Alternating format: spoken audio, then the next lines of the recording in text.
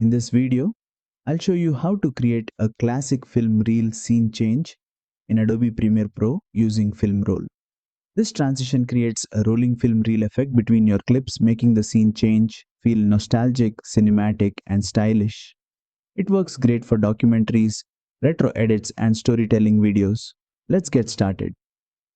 First, place your two clips on the timeline and make sure they touch at the cut point where you want the transition. Now, go to the effects panel, search for film roll. Once you find it, drag and drop it between your clips. Now select the transition and open effect controls. Here are the most important settings. Direction controls which way the film roll moves. Rolls controls how many reel rotations happen during the transition. Dolly controls the depth and 3D movement of the roll. Lighting controls the cinematic shading and brightness. Shake adds subtle projector-like movement for a more realistic film feel. Motion blur controls how smooth the rolling motion appears. Use a shorter duration for a quick punchy film roll.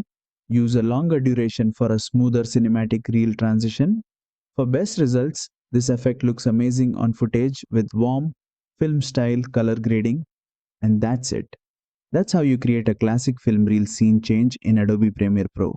Don't forget to like, share, and subscribe for more Adobe Premiere Pro tutorials.